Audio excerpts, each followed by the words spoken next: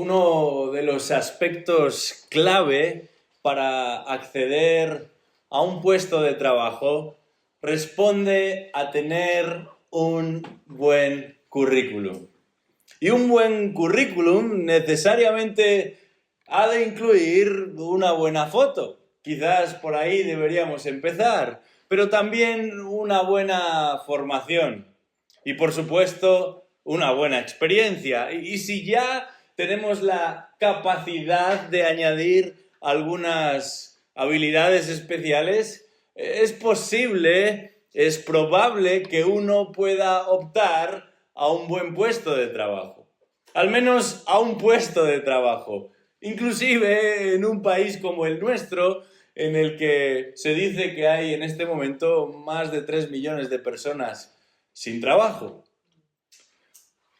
Incluso en un país como el nuestro, un buen currículum puede ayudar, debe ayudar. De hecho, existen cursos donde se va a proporcionar la información necesaria para mejorar, para modernizar, incluso para embellecer el currículum de uno con el fin de que resulte más atractivo, más llamativo, más apto. Cuando hay otros que presentan su candidatura a un mismo puesto, de manera que seamos nosotros y no otros los que lo consigamos. Muchos piensan que la vida espiritual funciona de una manera parecida. Y digo muchos porque eso es lo que nos dicen los datos. Vivimos en la época más secularizada de la historia, pero también en la época más, o mejor dicho, en la época en la que la religión está más presente de toda la historia.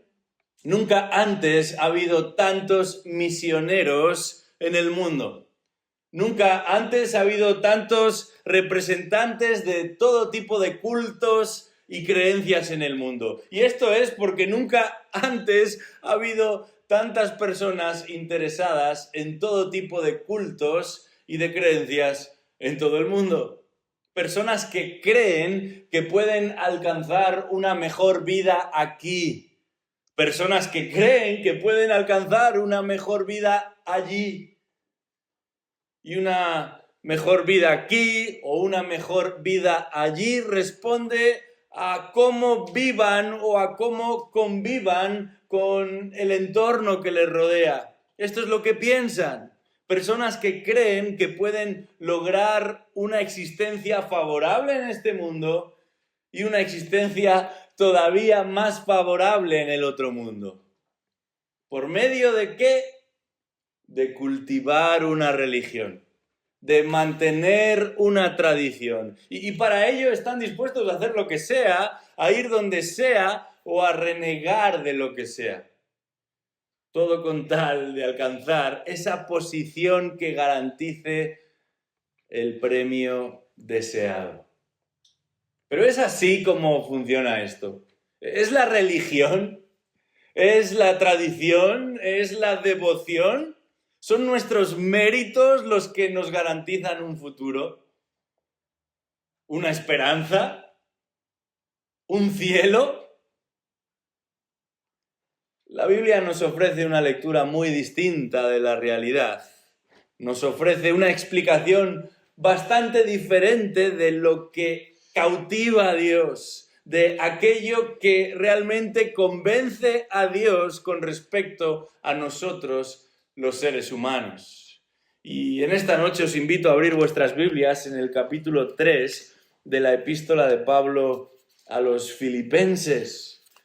Concretamente estaremos fijando nuestra atención en los versículos del 4 al 7 de este capítulo 3 de Filipenses, porque va a ser por medio del testimonio de uno de los hombres más religiosos de su generación que el Espíritu Santo de Dios nos confirma la manera en la que el ser humano puede estar en contacto con Él, puede entrar en contacto con Él, puede realmente relacionarse con Él. En este texto encontramos dos elementos que cuestionan frontalmente el valor de la religión. Dos elementos que van a poner absolutamente en entredicho el uso de la religión como medio para conquistar el corazón de Dios, como medio para asegurarnos un futuro en la presencia de Dios. Vamos a leer el texto, Filipenses capítulo 3, versículos del 4 al 7. Dice así la palabra de Dios: aunque yo mismo podría confiar también en la carne. Si algún otro cree tener motivo para confiar en la carne, yo mucho más. Circuncidado el 8º día, del linaje de Israel, de la tribu de Benjamín, hebreo de hebreos, en cuanto a la ley, fariseo, en cuanto al celo, perseguidor de la iglesia, en cuanto a la justicia de la ley, hallado irreprensible.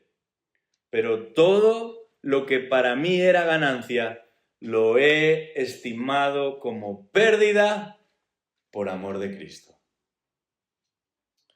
Pablo está exhortando a sus lectores a prestar atención en este capítulo 3, a tener cuidado en la iglesia y particularmente con las personas que dicen formar parte de la iglesia, porque no todos ellos son dignos de ser seguidos, no todos ellos son dignos de ser imitados, no todos ellos son lo que dicen ser. Y la vez pasada veíamos cómo hemos de tener cuidado, cómo hemos de prestar atención a todos aquellos que bajo un aspecto religioso, bajo un disfraz devoto, bajo la figura de colaborar de distintas maneras en la iglesia, de participar de distintas reuniones de la iglesia, de pretender contar con más espacio en las reuniones de la iglesia, no están siguiendo el ejemplo de Cristo. No están siendo obedientes a la palabra de Cristo, ni pueden ser un modelo para los que forman parte del cuerpo de Cristo.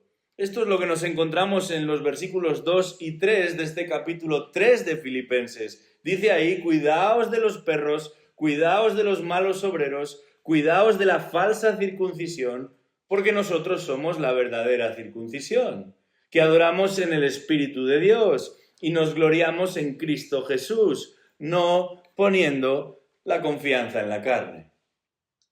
Y así es como llegamos al primero de los dos elementos que nuestro texto nos presenta como una seria advertencia en contra de pretender que la religión sea el medio de relación entre nosotros y Dios. Y no es otra cosa que la confianza del religioso. Versículos 4 al 6. La confianza del religioso. Vamos a leer de nuevo estos 3 versículos. Filipenses 3, versículo 4. Dice así: aunque yo mismo podría confiar también en la carne.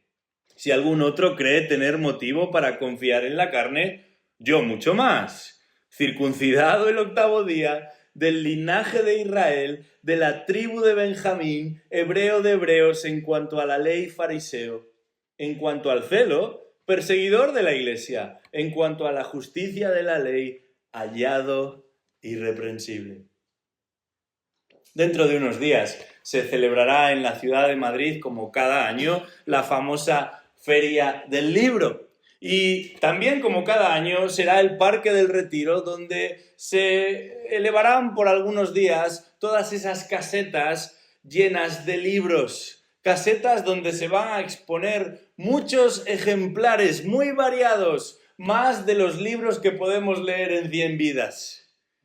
Y muchos de estos libros están escritos por supuestos expertos, por personas que resultan una autoridad en cada uno de esos temas que se van a exponer. Y nadie mejor que cada uno de esos expertos para introducirnos en la materia. Nadie mejor que cada uno de esos expertos para ilustrarnos en la materia. Bueno, en un sentido, aquí tenemos al mayor experto en lo que a religión se refiere.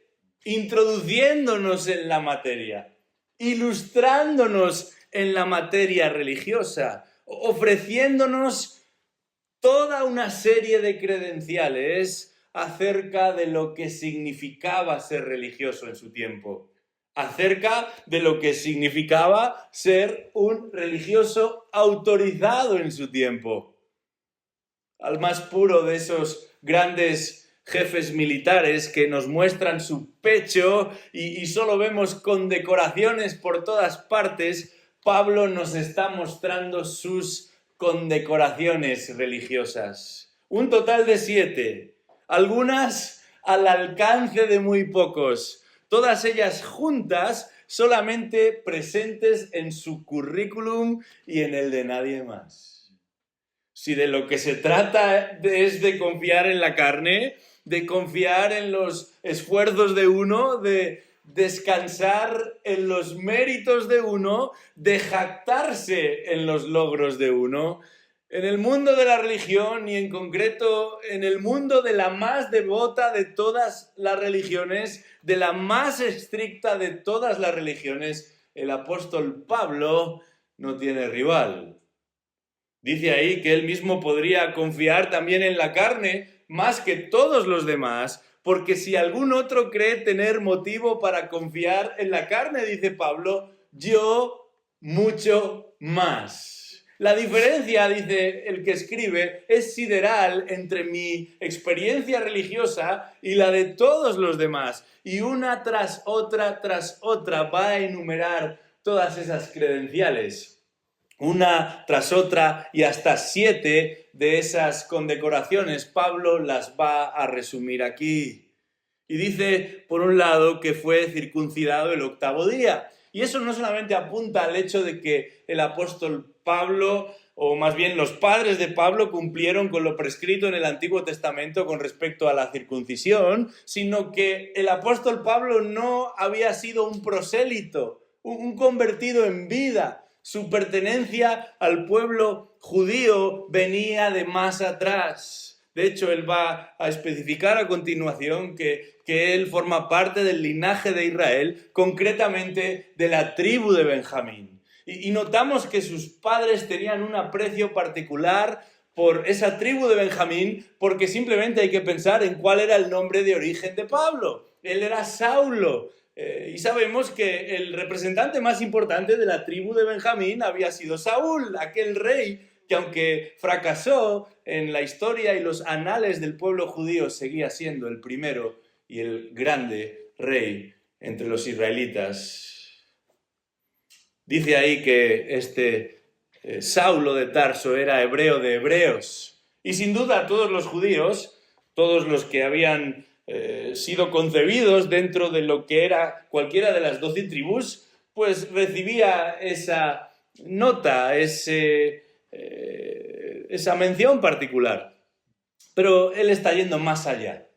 Esta idea o esta frase hebreo de Hebreos, dicen los comentaristas más capaces, que apunta precisamente al hecho de que él conocía el lenguaje, el idioma. Él había sido formado concretamente en el arameo que hablaban los más especialistas de su tiempo. Muchos de los judíos, aún siendo parte integral, descendientes legítimos de cualquiera de las 12 tribus, habían sido esparcidos y conocían otras lenguas, particularmente el griego, pero Pablo es un experto no solamente en la tradición, también en la cultura, y eso incluye el lenguaje que hablaban sus antepasados. A continuación, va a señalar también que no se trataba para él solamente de un apego ancestral o simplemente intelectual. En cuanto a la ley, dice Pablo, fariseo. Y los que tienen algo de conocimiento acerca de cuáles eran los grandes grupos, los grandes sectores, los grandes partidos de la época del apóstol Pablo, reconocerán en los fariseos a los más celosos. Dentro de aquellos diferentes estamentos religiosos, los fariseos eran conocidos por lo estricto de su andar. No solamente pertenecía a ese grupo más extremo dentro del judaísmo en cuanto a la ordenanza de la ley, en cuanto al mantenimiento de la ley. Dice ahí que él era un perseguidor de la iglesia. No simplemente un escriba que predicaba ciertos principios, él activamente perseguía a los cristianos. Él activamente recorría ciudades para destruir a los cristianos. Y dice el libro de los Hechos que era a los pies de Saulo que los que trabajaban para Saulo depositaban las ropas de aquellos que eran heridos en el nombre del judaísmo fariseico. En cuanto a la justicia de la ley, señala el apóstol Pablo, hallado irreprensible. Y esa palabra irreprensible significa literalmente sin mancha alguna. Y la idea es que Pablo era tan correcto, tan estricto, tan cuidadoso en el mantenimiento de la ley, en el seguimiento de esos preceptos dados en la ley, que nadie podía señalar ni un solo pero en la vida de Pablo. Todos esos fariseos que trabajaban con él y junto a él se observaban unos a otros porque parte de ese celo tenía que ver en destacarse entre unos y otros. Y nadie había podido señalar a Pablo en absolutamente nada que no fuese conforme a su ley y sus preceptos. Este es el currículum de Pablo.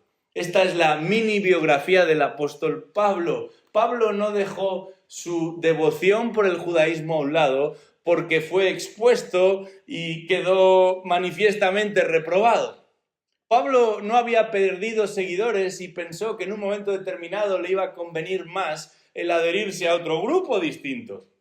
Pablo era uno de los principales representantes del judaísmo de su época. Había estudiado a los pies de Gamaliel y algunos consideran, historiadores que han dedicado un tiempo a analizar el contexto de la época, que él era la gran esperanza del judaísmo de aquel momento. Si sobre alguien habría de reposar el futuro formal y también práctico y más entregado a la causa del judaísmo, esa persona era el apóstol Pablo, cuando todavía era simplemente Saulo de Tarso. Pero esta biografía imponente entre los judíos y para con los judíos no va a terminar como esperaríamos. Porque todo lo que lo hacía exitoso delante de los hombres, todo lo que lo hacía exitoso supuestamente también delante de Dios, según sus propias palabras en el versículo 7, resultó una absoluta pérdida. Una pérdida de tiempo y una pérdida de vida. Resulta estremecedor pensar que el más famoso entre los fariseos, uno al que los judíos seguían ciegamente, uno al que los no judíos temían profundamente, comparte su propio testimonio aquí, su propia experiencia de conversión a lo largo de este capítulo 3, confirmando que la suya era una confianza efímera. Una confianza sincera, sí. Una confianza celosa, claro que sí. Una confianza entregada, por supuesto, pero una confianza efímera, frágil, ilegítima. Y sin embargo, a pesar de que Pablo reniega de lo que un día fue, hay personas en el mundo evangélico hoy convencidas de que necesitan algo más que su fe en Jesucristo.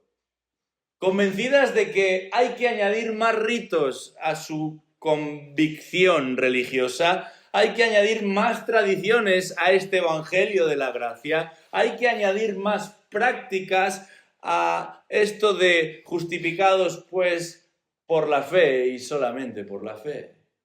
Y para ello se visten como judíos, celebran cultos como si de judíos se tratase, utilizan expresiones judías y añaden a la liturgia elementos judíos y tratan de convencernos de que solamente de esta manera atraeremos la atención de Dios.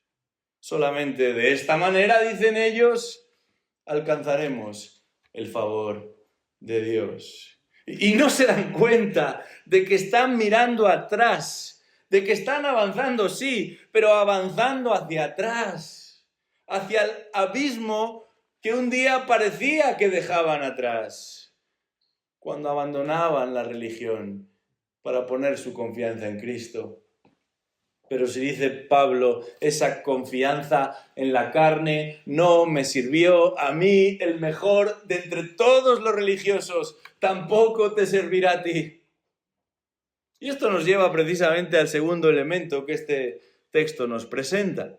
El apóstol Pablo, por la gracia de Dios, llegó a esta conclusión en el versículo 7, porque después de informarnos acerca de la confianza del religioso, pasa a continuación a instruirnos acerca de la convicción del creyente. La convicción del creyente. Y son dos realidades absolutamente opuestas entre sí. Versículo 7, la convicción del creyente. Vamos a leer de nuevo lo que dice aquí el Espíritu de Dios por medio de su siervo Pablo. Pero todo lo que para mí era ganancia, lo he estimado como pérdida por amor de Cristo.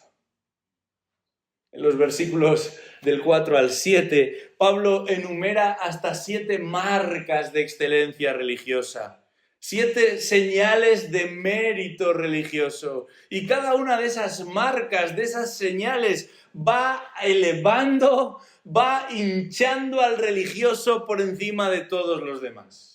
Cada una de estas marcas convierte gradualmente al religioso en alguien mejor que los demás, en alguien superior a los demás, al menos ante sus propios ojos. Pero la conclusión de este versículo 7 resulta absolutamente demoledora. No importa quiénes sean tus ancestros, dice Pablo. No importa cuáles sean tus talentos, dice Pablo. No importa cómo se vean tus intentos, dice Pablo. Nada de eso impresiona a Dios. Nada de eso va a servir para ganarse el favor de Dios. Si de nuestro currículum religioso dependiera, por muy excelente que éste nos parezca, estaríamos en serios problemas delante de él. Si de nuestras habilidades, si de nuestras capacidades, si de nuestra experiencia o trayectoria eclesial se tratase, estaríamos perdidos. Sin excepción. Porque lejos de suponer un bonus, todo lo que digamos o hagamos, como sucede cuando uno es detenido en las películas, podrá ser utilizado en nuestra contra. En la presencia de Dios, bajo el estándar de Dios, no solamente estamos vacíos, estamos llenos de marcas, de costuras, de señales que apuntan a nuestra insuficiencia, que confirman nuestra falta de idoneidad espiritual. Si somos medidos por la rúbrica de la santidad de Dios, que es como Dios valora el orden creado, que es como Dios se relaciona con el orden creado, estamos en serio peligro.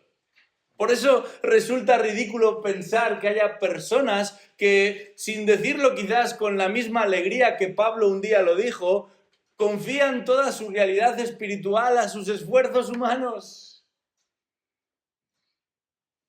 Porque dice la Escritura que no hay justo ni aún uno.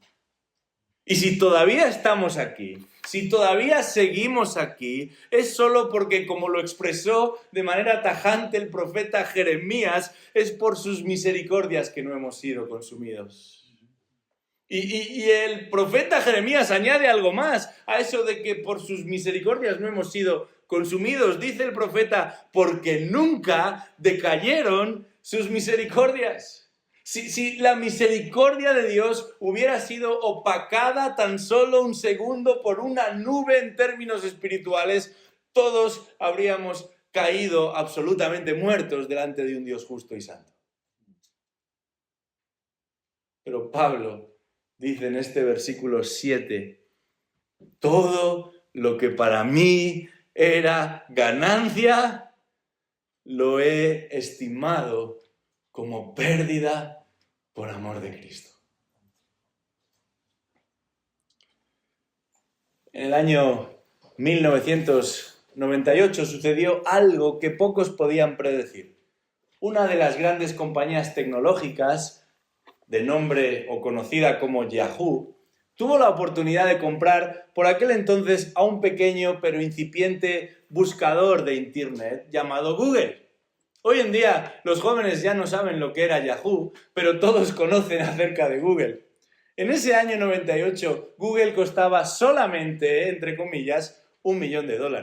Hoy el precio actual de esta compañía supera los miles y miles de millones. Pero Yahoo, o más bien los dueños de Yahoo, prefirieron invertir en otras compañías.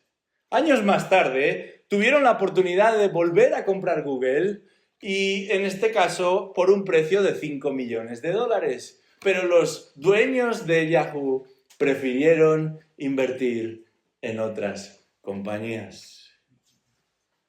Esta Yahoo, finalmente, después de algunos años, tuvo que cerrar.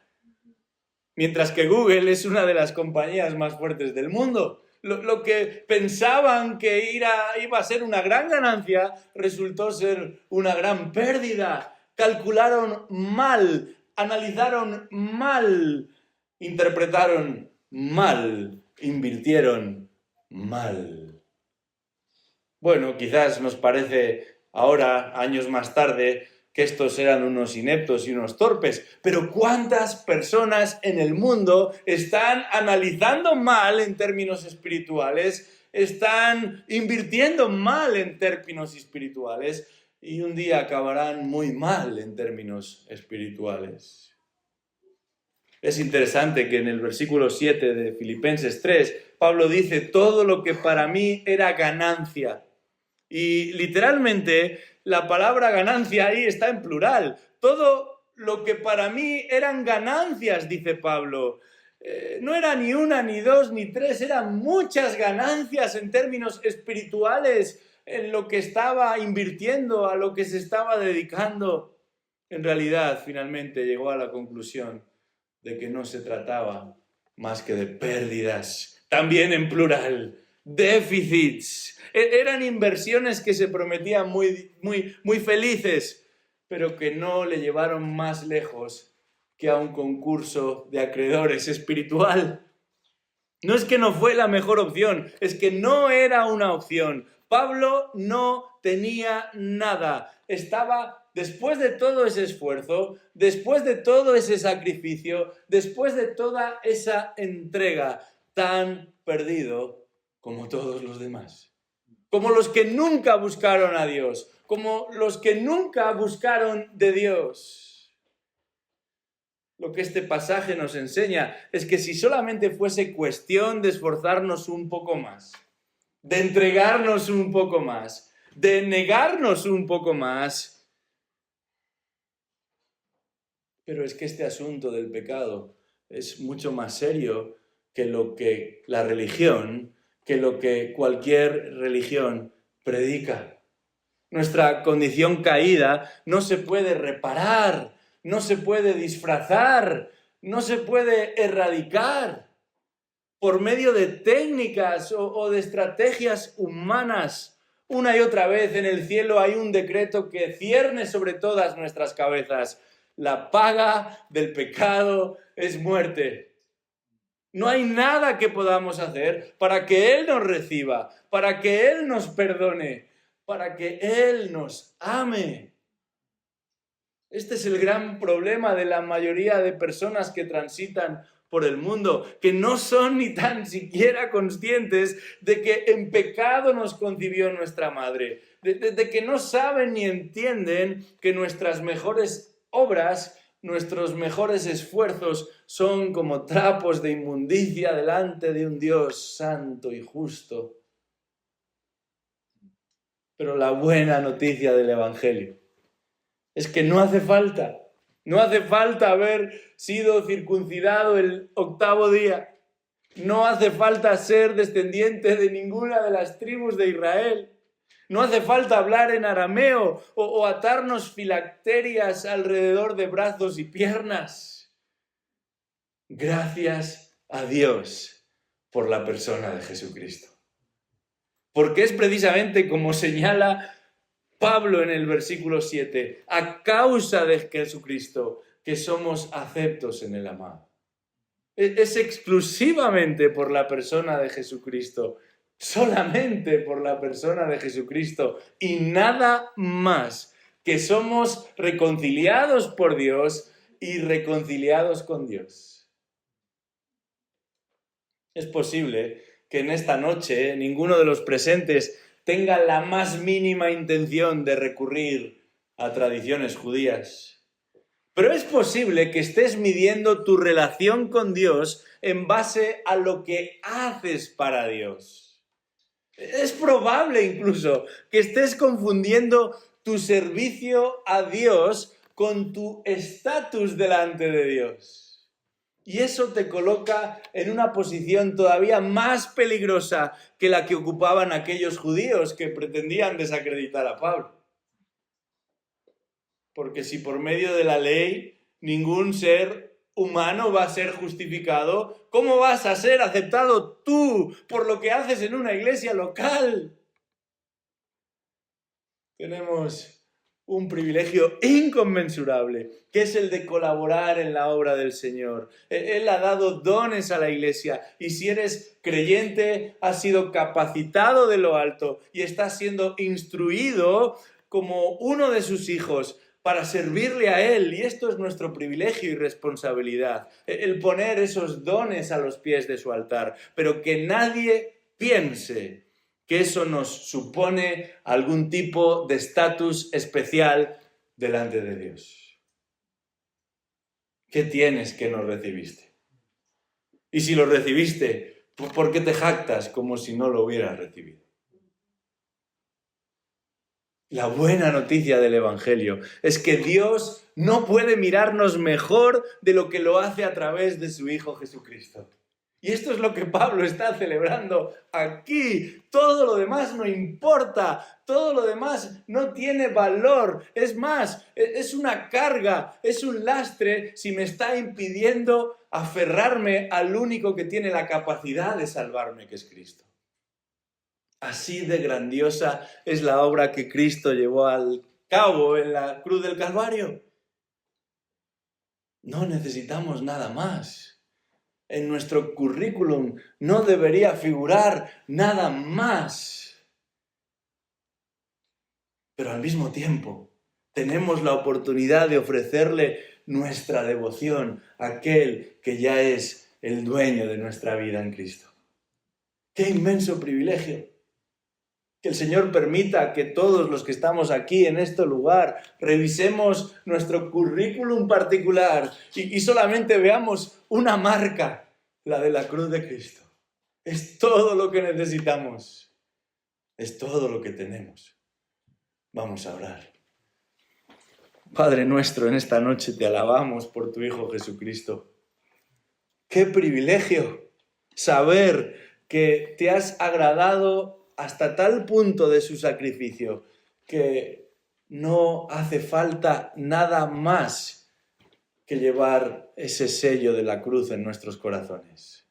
Tú has obrado mostrándonos toda nuestra indignidad, pero también toda su majestad. Y si nos hemos arrepentido y nos hemos postrado de rodillas delante de ti, si hemos confesado nuestra iniquidad y hemos creído en el sacrificio suficiente de Jesucristo, dice la Escritura, tenemos vida eterna. Te conocemos a ti. Podemos amarte a ti porque tú nos amaste primero. Ayúdanos, oh Dios, a entender el valor supremo de lo que Cristo logró en la cruz del Calvario. Y al mismo tiempo, permite que te sirvamos como si todo dependiera de nosotros, sabiendo que todo depende de ti, porque tú mereces el mejor de nuestros esfuerzos, la mayor de nuestra devoción. Oh Dios, Te alabamos en este día porque tú nos has liberado de toda carga y eso incluye también el esfuerzo humano, la religión, la estrategia para tratar de alcanzar lo que está lejos de nuestras manos alcanzar. Gracias, Señor, por tu Hijo Jesucristo. Sea a Él toda la gloria en esta noche. En el nombre de Jesús. Amén.